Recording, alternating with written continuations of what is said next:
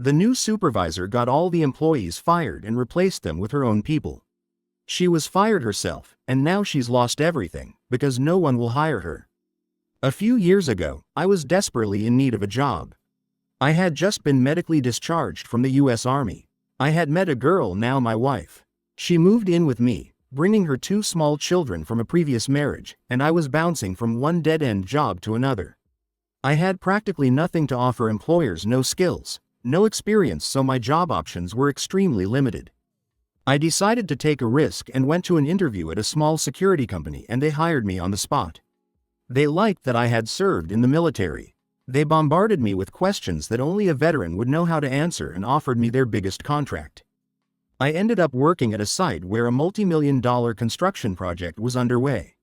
A major oil company was building its new headquarters, and calling it a large-scale construction site doesn't even begin to describe it. As security, our job was to screen and inspect all workers and contractors at the gate, check vehicles for stolen goods, and generally serve as a deterrent. To put it simply, during an 8-hour shift, anywhere from 1,000 to 2,000 vehicles would pass through my gate alone. The site operated 24/7 with no days off in order to meet tight construction deadlines. I worked one of the 3 gates, so in total, about 3,000 to 6,000 vehicles entered the site every day. A massive operation. A side note that will become important later. Every vehicle was thoroughly inspected the first time the driver gained access to the site. After that, a special sticker was placed on the vehicle, and it was allowed to enter without a full inspection. We would check for the sticker and then scan their badges through a verification terminal. If everything checked out and the sticker was present, we let the contractors through. Working there was great. The entire security team was made up of veterans. Aside from some good-natured teasing about who served where, we all got along well. We didn't have sick leave or vacation, so if someone had to be out for personal or medical reasons, the rest of us gladly picked up the extra hours. Thanks to that team spirit, our lead supervisor turned a blind eye to all the overtime and let us earn more. No write-ups, no penalties. Sometimes we worked 16-hour shifts. I spent many nights sleeping in the underground parking garage between shifts. It was easier than going home, sleeping a couple hours, and coming back for another 8-hour day. We worked outside in all kinds of weather and were constantly on our feet. Sitting down to rest was a rare luxury. Leaving your post was absolutely forbidden unless a supervisor came to relieve you. They were supposed to come by twice a shift so you could run to the restroom or grab a bite. Rain, unbearable heat, swarms of insects, yeah, that happened. Hail? You stood there with only a hard hat for protection. Sounds rough, I know, but honestly, it was the best job I've ever had. Given the conditions, it's no surprise that 95% of the employees were men. We tried hiring women, but most left after just a couple of days. The few who stayed loved the job. The problem started about 3 months after I got hired. One of the supervisors left to go back to school, and a position opened up. Everyone was invited to apply for the supervisor role. The night supervisor, the one who was leaving, actually encouraged me to apply for his position. He said he thought I was a good fit for the role, even though I was the newest employee on site and had the least experience. So, I applied mostly just for fun. Besides me, there were 2 other candidates. The first was a guy with a lot of experience. The second was a woman, one of only 3 on the site, who had been there for about a year. Each of us had a one-on-one interview with the boss, let's call him Jim. My interview went well. Jim liked that I was ambitious. He was actually the one who had hired me in the first place. The next step was a trial shift in the role of supervisor. Each of us got 1 day in charge. Jim was present for each shift, along with the junior supervisor, whose name was Ray. Yes, let's go with Ray for clarity. Ray wasn't applying for the promotion, he was happy with his current position. They both stayed nearby to step in case anything happened that was beyond our ability to handle. My trial went great. I completed all the tasks and even handled a minor unexpected situation on my own. The other 2, from what I gathered, didn't do as well. The guy kept forgetting his task list and kept running back to Jim in the office to ask what to do next. The woman did okay, but every time she checked the posts, she acted arrogant. She demanded that employees call her ma'am and boasted that she was definitely getting the promotion. Now imagine the look on her face when she found out I had been chosen as the new night supervisor. She was furious. So furious, in fact, that she somehow got my number from the supervisor database and called my personal cell phone. And I didn't even know yet that I had gotten the promotion. There hadn't been any official announcement. This is the conversation, word for word. Hello? So how does it feel? Who is this? What, you don't know? I thought supervisors were supposed to know everything. I'm completely confused. You've reached the wrong person. I think you have the wrong number. I know exactly who I'm calling. Don't pretend. You got the promotion because all of you are sexist pigs. I got the promotion? Cool. That promotion should have been mine. But I guess since I'm not in your little boys club, they just handed it to you. If you don't give it up for me, I'll report all of you to HR for sexism, and you'll all be fired. Sexism? I got the job because I passed all the tests. Isn't it sexist to think you deserve a promotion just because you were born a woman? Isn't that sexism in itself? But only men get promoted. 95 employees on this site are men. Statistically, that means it's more likely a man would get promoted. I'm sorry you didn't make it, but that's not my fault. I hung up the phone and immediately called Jim and Ray to tell them about the call. They confirmed that yes, I had been promoted. They had no idea how she found out and said they were going to file a complaint with HR because she had accessed my number from the work database and made threats. And that should have been the end of the story. But no, dear readers, it was only the beginning. A couple of months went by, and I was settling into my role as night supervisor. The woman was removed from the site, and the crew was happy that I was now in charge and she was gone. Things were going smoothly, and I began to bond with the staff, especially with one guard no one liked. Let's call him Victor. Victor was a Marine Corps veteran, had taken part in the initial invasion of Iraq, and had severe PTSD. Because of that, he was extremely short-tempered, constantly argued, and acted like a jerk toward anyone who spoke to him. But I liked him from the start, and we quickly became close friends. Every night during my rounds, I'd stop by his post and we'd talk. Eventually, I convinced him to reach out to the VA and start therapy for his PTSD. He was also continuing his education and planned to apply to grad school. Credit to Ray, who encouraged him not to drop out. Victor just needed someone to listen to him, and I became that person. He'd yell at me, lose it emotionally, and then we'd hug it out and keep working. That was his form of therapy, and I didn't mind. Things were going well until one night I visited Victor at his post. I didn't know he was on a 16-hour shift that day, working both the day and night. So by the time I showed up, he had already been on his feet almost the entire day.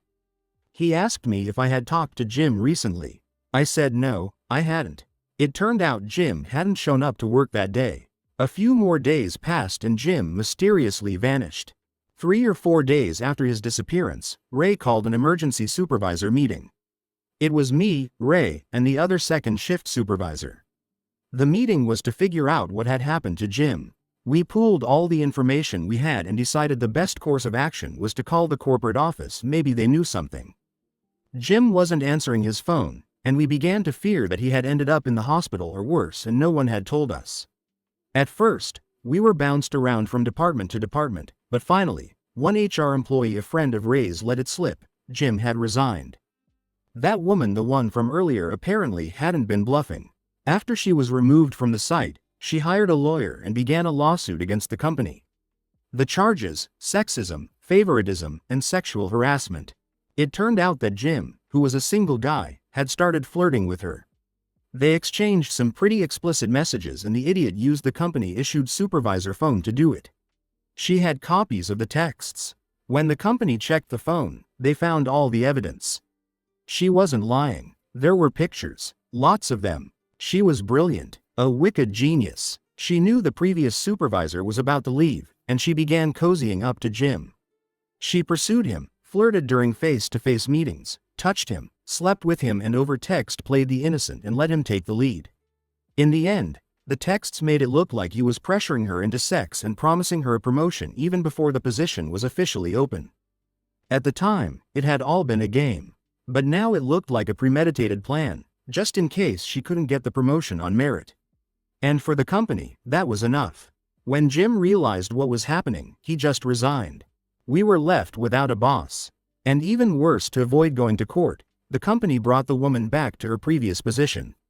They sent her right back to our site, paid her compensation for lost work, gave her a bonus and a promotion, and promised to hire more women and promote them to leadership roles. That was enough for her to drop the lawsuit.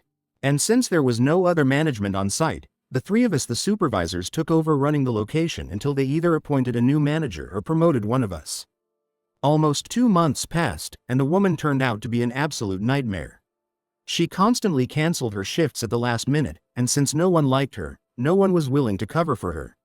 We tried to issue a disciplinary warning for her no-shows, but she immediately turned it against us and threatened to sue for harassment, claiming that men aren't punished for skipping shifts, so this was clearly sexism and the boys' club all over again.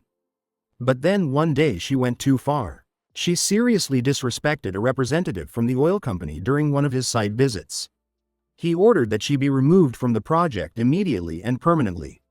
When the security company tried to defend her, afraid of another lawsuit, the representative made it crystal clear: either she goes, or we switch security contractors. The company gave in and transferred her to another site. Although she was gone from our lives for good, the nightmare she had started was only gaining momentum. The company finally found a replacement for Jim, a woman, to satisfy the terms demanded by the woman's lawyer.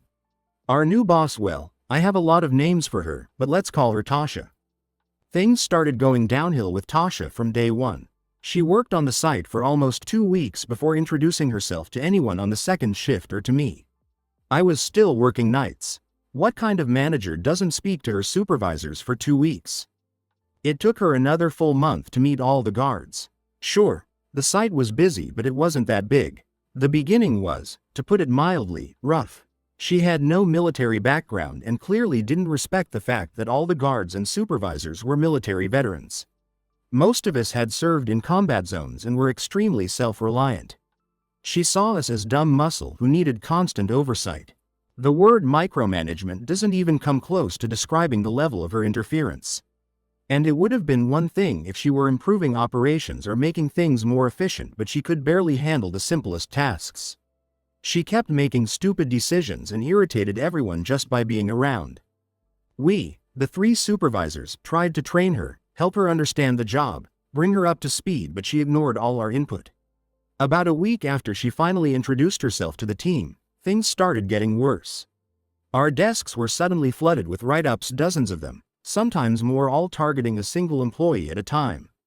And sure, technically, many of the infractions were valid, but they were the pettiest nitpicks imaginable. Her favorite reasons for issuing write-ups included uniform violations, a loose thread, write-up, dirty boots, write-up, a haircut she didn't like, write-up, foggy glasses, write-up, and the most absurd one, she gave a guard a write-up for having a wet uniform because it was raining and we weren't allowed to leave our posts. Each post had a guard shack. These were tiny little rooms, barely big enough for a chair and a logbook table. Inside, there was a small AC unit and a mini fridge to store water and meals. But no one could actually use the shacks because they were too far from the gates themselves. You could see them, but we had to manually let in cars and workers, and the badge scanner terminal was located right next to the gate. When you scanned a badge, a green or red light would flash, and there'd be a sound cue telling you whether the person could enter. But if you were sitting in the shack, you couldn't hear the sound. Reminder, it's a construction site, and you couldn't see the lights. So you had to stand right at the terminal, watch the indicators, and make the decision on whether to let them in or not. And those car stickers? They were placed on the windshield, and from 10 meters away inside the shack, you couldn't read them. And with the insane traffic flow, there was simply no time to walk back and forth between the shack and the gate, let alone sit down. We tried explaining all of this to Tasha, but she just didn't care. It also became painfully obvious that she was intentionally targeting one specific guard. Every conversation, every disciplinary meeting, it was always about this one guy. Eventually, he had enough and quit. And as soon as he was gone, she shifted her focus to the next person. The entire site turned from a dream job into the most toxic workplace imaginable. I served 10 years in the military. I deployed to Afghanistan 3 times. I've worked under some of the dumbest leadership you can imagine, people who got promoted just because they had been in the military long enough. Veterans reading this will understand. But compared to Tasha, those clowns were nothing. Within 2 months of her reign, 12 people quit, including Ray. Yeah, it looked like even supervisors were now under fire. And here I have to say this clearly, Ray was the best boss I've ever had. Technically, I outranked him, but he was and still is the most professional person I've ever known. Period. Everyone respected him. People would have followed him straight into hell and back. He was beloved. When I got promoted over him, he wasn't bitter. On the contrary, he encouraged me, mentored me, and supported me. He trained me. He became a role model not just for me, but even for Victor. Remember Victor, the PTSD-ridden guy no one liked? Turns out he only had two friends in the world, me and Ray. And now Ray had been forced out. Pro tip: never mess with a Marine, especially one with nothing left to lose. Just so you understand how bad things got, before Tasha, no one ever quit the company. Sure, some people left for better opportunities, and a few new hires didn't make it through, but for the most part, people had been working on this site since the beginning of construction, about 5 years. Some had been with the company for 10. And these were the very people Tasha was driving out.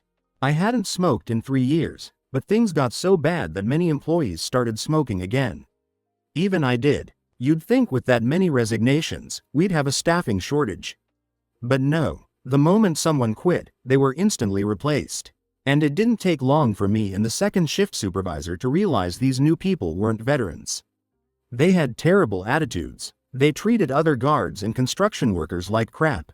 They were lazy, often hiding in the shacks, not even checking vehicles before letting them in. Typical bad hires. We called Ray to see if he could use one of his contacts in HR to find out where these new hires were coming from. And that's when the story got even worse. Remember how our old supervisor Jim suddenly disappeared? Well, someone had to take the fall for the whole sexism scandal, so the company fired a different employee. And that person happened to be the guy responsible for staffing the oil site contract. He was the one who recruited and screened veterans. Remember those specific questions I was asked during my interview, the ones only a military vet could answer? That was him. He got canned. And after that, we didn't receive a single veteran hire because they had fired the only person who handled that part of the job. The reason they gave for firing him? He had hired Jim. Now here's where it gets even messier. It turned out Tasha used to manage security at an office building across town. But that contract had been terminated, and she, along with her entire team, lost their jobs. A few of her guards got reassigned to other sites, but they were being paid minimum wage. Meanwhile, our site paid very well, $15 an hour starting, because the contract with the oil company specifically required hiring veterans. Years later, I learned the real reason she lost her previous contract. It wasn't because it had expired, it was because she and her guards were so incompetent that the building's management replaced them. The guy in charge of contracts at the time? He was sleeping with Tasha. They covered up the incident so she wouldn't lose her job. Then, when the veteran recruiting HR guy got fired, Tasha's lover took his place. The result? Tasha was assigned to our project, got a raise and a promotion not because she earned it, but because she was a woman and was sleeping with the right guy. There's your real sexism. The irony is staggering. But that's not all. All those write-ups and the harassment we were experiencing on site? It was part of a coordinated plan, a strategy to get rid of the veterans so the company could replace them with anyone they wanted, using a loophole in the oil company's contract. The contract stated that non-veterans could be hired in the event of a critical staffing shortage. And guess who filled the empty positions at our site? That's right, Tasha's old team. The same guards who got her fired from her previous job. Why them specifically? Because Tasha personally requested each one by name. She was the top boss on site now and had the authority. I watched as my fellow veterans' dedicated, disciplined coworkers were bullied out of the company and replaced by lazy, unqualified losers. I could go on and on. A lot happened during that time. But it's time to get to the turning point. The next target was me. And I became the next one to quit. But here's the bitter irony, it didn't start with me. It started with Victor, who had just lost his second and last friend on that site. Victor, damn it, my hero. After I left, I got a job with another security company. The irony? Jim was the one who hired me. And my direct supervisor? Ray. The three of us were back together again, working on a new contract for a different oil and gas company. The pay was excellent, and bit by bit, we started uncovering the truth, how Jim had been set up and what had really happened behind the scenes. We tried convincing Victor to leave the old site and join us, but the old Marine was on his final mission. Remember those car stickers I mentioned? Well, Victor had what I can only describe as a superpower. Somehow, he could spot a fake sticker from the far end of the gate. Yes, counterfeit stickers were a real issue. Parking on the site was limited, and for safety reasons, only vehicles with official stickers were allowed inside. The vehicles also had to meet a ton of safety and compliance requirements. But many contractors were hiring undocumented workers, people with criminal records, or folks driving junkers that weren't registered or inspected. Nobody cared, but without a sticker, you couldn't get in. So someone started making counterfeit ones and selling them to people who couldn't get legitimate access. At first, it was laughable, like someone had scribbled on packing tape with a marker. From a distance, it looked legit, but up close it was clearly fake.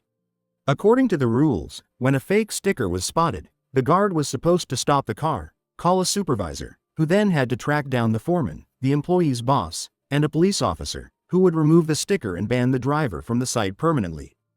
But the new guards? Completely useless. They didn't care, so the counterfeit sticker business exploded. The fakes kept getting better, printed on vinyl almost indistinguishable from the real ones. That's when Victor stepped up. He took over the main gate and started flagging fake stickers left and right. He caught so many that Tasha had to be posted at his gate constantly. They even had to assign an extra cop to the site, and the foreman put a full-time representative near the gate to handle all the issues. Every day, Victor stopped multiple cars. He started training some of the useless guards, teaching them how to spot fakes, what details to check. For Tasha, it was a nightmare. But officially, she couldn't do anything. Victor was following the rules to the letter. After about a month of his crackdown, the oil company's reps held a special meeting with Tasha and Victor. Their goal? To beg him to stop. He had single-handedly disrupted so many contractors and deliveries that multiple companies started pulling out of long-term agreements. The construction ground to a halt. The company was hemorrhaging money trying to either convince contractors to stay or replace them with new ones willing to take over unfinished sections. The project was supposed to be ahead of schedule. The oil company had already sold their old headquarters, counting on moving into the new one. But because the new guards were so incompetent and weren't checking cars on exit, equipment and materials worth tens of thousands of dollars had been stolen. That caused serious delays, and when Victor launched his sticker crusade, the entire site shut down. Now the oil company was forced to lease back their old building, the one they'd just sold, at a ridiculous price. The new owners allowed them to stay but jacked the rent so high that the company was bleeding money. Their stock started falling. At the meeting, Victor asked a single question. So, are you planning to change the policy and start allowing unauthorized vehicles onto the site? Of course, they didn't and couldn't. And Victor knew that. The meeting ended. Victor went back to his post and kept going with his mission. A few days later, an incident occurred on site. It was entirely the driver's fault, but all the blame was pinned on Victor and he was fired. Everyone knew it was bullshit. He was made the scapegoat. But Victor didn't care. He had fought his war and in my eyes, he won. But justice does exist. Victor left the security field for good. He graduated with honors and earned a master's degree. He also followed my advice and started treatment for his PTSD. Today, he receives 90% military disability compensation and a solid monthly benefit. Technically, he doesn't need to work anymore, but he took a job as the maintenance manager at a local college.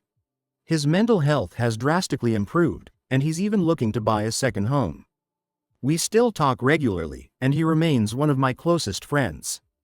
Jim, Ray, and I worked together for a few more years at the new company. Jim eventually moved on to a better-paying job at a different firm.